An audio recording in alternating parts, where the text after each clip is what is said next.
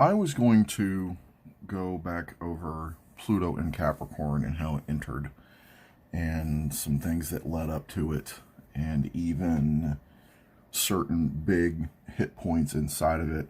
But that doesn't matter anymore. That shit is done. Anybody that wants to do astrological, history or learn any of that stuff, I might, given given my friendship things right now, I don't think I will. I don't have anybody to bounce the stuff off of anymore. I used to have a friend, and we had a disagreement, and now we don't speak anymore. And considering the fact that both of us have blocked the other one, yeah, I think that's over with. Anyway, which is it's a very Pluto and Aquarius kind of thing to do. Considering I'm more so the Aquarius, and she was much more the Scorpio, but those things are, again, they're still not really, relevant. And rolling on into the next thing. Much thanks to David Palmer, the Leo King, for teaching me and other people about Pluto. It was a couple of years ago, and I think last year, and it really triggered the shit out of me, which I think it was he even said that was kind of his point at the time to do that, was to trigger people and to get them seeing what was going on.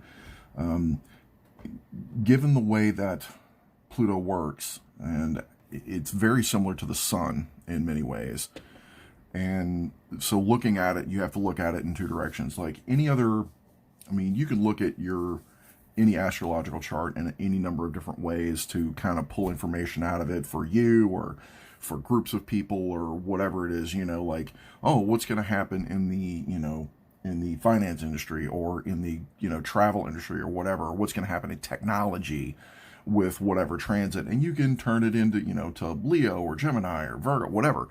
And you will see different things because it's going to show you something different. It's just a different way of looking at it. It's a very, astrology is a very multifaceted tool, and there's many directions you can look at it. But with Pluto, you can look at it two ways. Where it is in relation to the other signs. So currently it's in Aquarius, so you can look at Pluto, you can look at the current astrology through the lens of Aquarius, which puts, and this kind of may help people, puts the masculine, right, in the third house, in the mind, in the locality of Aquarius. It's one of the reasons why Aquarians have such strong direct minds, because Aries, the third house, the beginning, things start in their mind, right? It's also kind of part of how computers and technology and software works. It's all Aquarius, right? And the other way to look at Pluto is through the lens of Scorpio, which puts Aquarius in where Pluto is now, in the fourth house, which is emotional foundation, right? That's where safety is. It's where nurturing happens. And Aquarius is not a nurturing sign.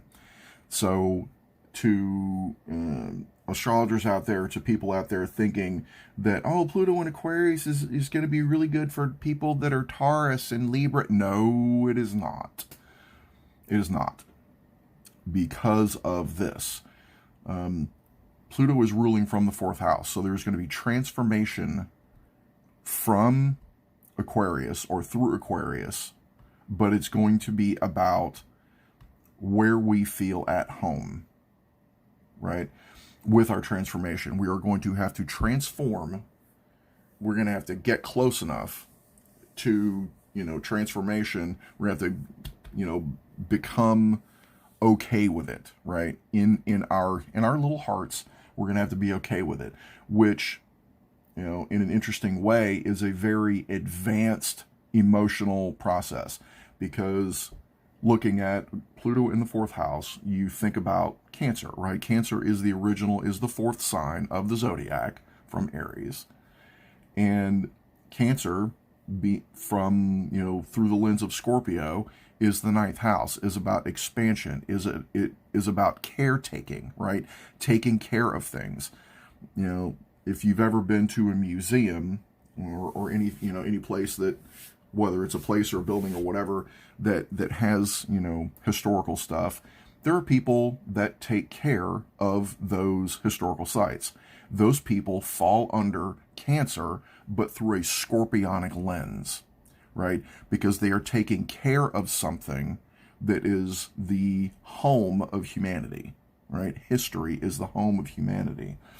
And I probably need to look at that in a different way, but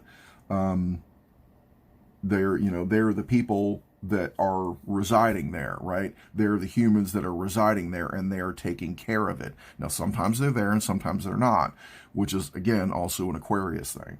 It's phasing in and phasing out and getting close. There's an old joke about engineers and theorists. There's a man, and the problem is as such. There is a man on one side of a 20-foot room, and there's a woman on the other side of the 20-foot room. But the man can only move half the distance between himself and the woman. An engineer will tell you eventually he will get close enough to do whatever it is he needs to do with the woman, but a theoretician will tell you he will never actually get there, right? Theoreticians, it's not ever close enough, because you're only moving half the distance. But in physical reality, you do get close enough to get the thing done. And that is exactly what Aquarius is. With Pluto here, we have to put aside our fears of what close is. We have to push the boundaries and go, is this close enough? Is that close enough? And things might be too far. And when they're too far, it resets. And it resets very quickly. And this is again, now Pluto, Scorpio itself has all different manner of transformation. And they can be at great difference of speed, depending on what it is you are transforming through or about or with. Now with Aquarius, it can happen very fast. Currently, there are some things that are happening fast, but other things are not, right? There are things that in history, I was learning about a political story today, and the story about this political situation starts back in 2007. It is about Middle East things. It's about U.S. politics. It's about CIA. It's about the FBI. It's about there was a political race in Florida, and there was embezzling and Bitcoin and sugar daddies, and it's all absolutely bananas. And it seems like the event that happened recently this week happened very quickly, but it didn't. And it even started before 2007, because the gentlemen that were involved in the incident that happened in 2007, none of them were born in that moment in 2007. They were before, right? That is very indicative of Saturn and Pisces. The Pisces is the last sign. It is about the potential magic or the potential downfall or the downfall of something, the end and the beginning, right? With Saturn there, so there is karma. We are erasing karma the whole time Saturn's in Pisces. And when he's backing up, he is undoing it and releasing it. And as he's moving forward, he's revealing it. He's showing it. And Neptune currently being retrograde in Pisces and being the ruler of it, the illusion is turned off. There is almost no subterfuge right now. You have to Scorpio for subterfuge. Have to. You have to rely on what you can do, because the external factors are turned off. Anytime a planet is retrograde, its influence is turned off. And not only that, but it might be undoing some things that it did from previous cycles or whatever. And that's a very big thing. So back to the Pluto and Scorpio and Aquarius thing. We have to be able to get close enough. We have to be able to go, it's like if you want to pet a dog, I want to pet that, can I pet that dog?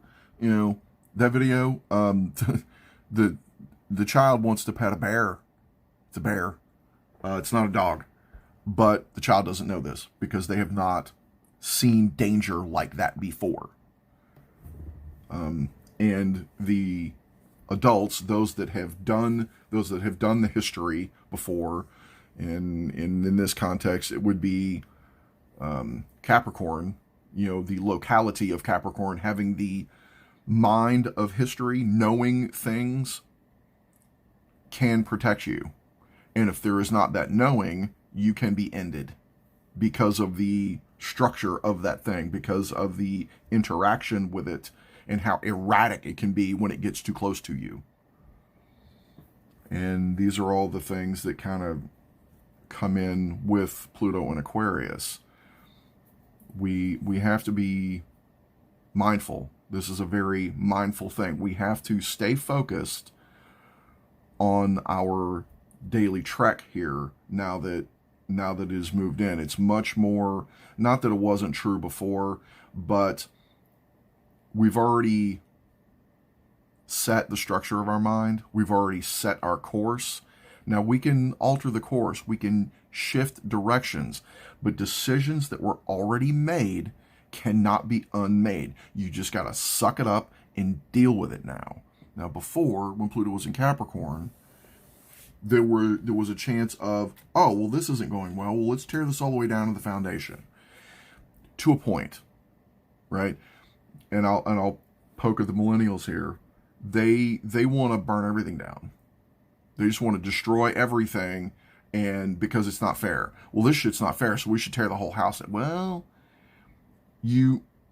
because the sink won't work, maybe you should get under the sink and check the sink. Well, the stove's not working great either, and only one of the burners is okay, and the vent fan doesn't come on, and the light doesn't always come on right, and there's a tear in the floor, and one of the cabinet doors sticks, and I think we should just burn the whole house down. How about you start fixing things? You have to maintain things. You have to maintain the group. With Pluto and Aquarius, it takes maintenance. It takes daily interaction and daily work with how to do this. And that's Virgo in the 11th sign from Scorpio, right? And with Pluto in Aquarius now, there is a service that's required. We have to serve now. There is a service requirement. Before, when Pluto was in a Capricorn, you could get away with just being hot. You could just get away with being cool, with just creating stuff, or whatever it is, wanted to, maybe even destroying where you were, because Pluto is a destroyer. He doesn't create, he reveals, he transforms. And now he's in the sign of nature. It was in the sign of foundation and structure and rules and barriers. And now we are evolving. There is evolution that's happening, and Pluto will be here for the next 18 years. So we will be evolving through what a lot of people will see as cataclysm. The storms that came through, that are coming through. I mean, there's volcanoes going on and ice. I know these things are always going on. Yes, they are. But they will be larger, and they will take people's focus. People will focus on them. They will. And what you need to focus on with Pluto and Aquarius is, where is your vibe? Where is your baseline, right? Your baseline vibe. Now you set your mental baseline, and now you have to figure out how to feel, where to feel, because for Scorpio, they do learn to care. They do care. They want to take care of things. It's a water sign. They are drawn to that waterness, right? And it's necessary. We have to do these things for ourselves. Things are going to be revealed that are going to shock all of us. It's just going to be a very shocking time. And it is going to get really intense. And we're all going to need to, from time to time, disconnect, reset, and get back to it. There was, when I was on my first ship many years ago, I was having a bad day. Things were going poorly. Things were going really bad. And we went through a bunch of stuff in the morning, and I was like, I will be right back. And they're like, where are you going? I'm like, I'm going to reset. So I went back to the berthing, and I took my uniform off, and I took a shower, and I put a new uniform on. I put the uniform that I had on, and I put it in the laundry, and I came back to work. I mean, clean socks, clean shoes, everything. Everything was new. And I just had to reset. I had to wash it off. I had to reset. New day, done. We're done with that old shit. So sometimes you have to disconnect, disassociate, and go, what am I doing? Refocus. Get back in the game. Now, this is not rub dirt on it, but your brain can work against you. The structure, you know what you think. You know how you think. And with this, now, again, Pluto and Aquarius, there's more of a home vibe. So you have to set your own vibe. You have to. It's if you let somebody else set your vibe, you are going to get yanked the fuck around. You're going to let somebody else dictate currently what is fair and what is valuable. Somebody else with their finger on the scale in your life. But you don't want that, because Uranus is in Taurus, and Uranus is retrograde right now, so we are undoing some things. Venus is direct in Capricorn. She is going to retrograde, but not until after she goes over Pluto. She's going to come into Aquarius. She's going to retrograde in Pisces. Actually, she's going to think she's going to retrograde in, yeah. So there are big shifts coming. And you guys, you can see some things on the horizon. Don't get pessimistic. There's no need for that. And don't think just because you believe something's going to happen, or I've seen this game before. You haven't. This is a new game. This is not a game that has happened before. There are things that are recurring. History doesn't repeat, but sure does rhyme, is for sure a thing that's going to happen here. So, and they are already happening. They've been happening for a while. The setting harmonics, the previews were coming up, and now the show's on. This is the show. Astrologers and historians and stuff, and people that follow patterns have been talking about, the lobby. Well, the lobby started in 2020, toward the end of 2019. We are in the show now. Show is on. Lights are on. Lights are up. It's time to rock and roll. So you're going to have to adapt. And if you can't adapt, you are going to get smashed against the rocks. Aquarius is about things that flow, and you have to be able to flow in your own way, in a way that you are comfortable with. And it's not comfortable. Aquarius, again, is a sign that for emotions, it's work. And you have to work on these things. You have to do daily work to take care of shit. It's not something that you can farm out to somebody else. It's something that you're going to have to do for you if you want strength, if you want the ability to transform, if you want to, I don't know, I don't want to use the word have power, but if you want to be able to level up, if you want to overcome what's going on right now and go, okay, cool, all right, that's fine, I feel better now. But there's a calmness there. There is a mental ease that will help things.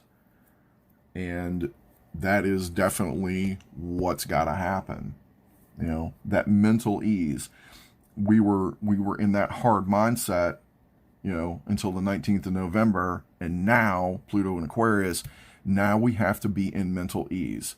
It is about, suppressing the old vibe of, where you felt about things. And now we have to detach from it. You're like, okay, is this really, is this cool enough? Is this where I want to be?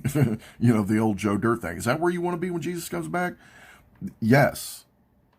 100%. That is exactly what's up. So we'll leave you guys with that. And I will yap at you later.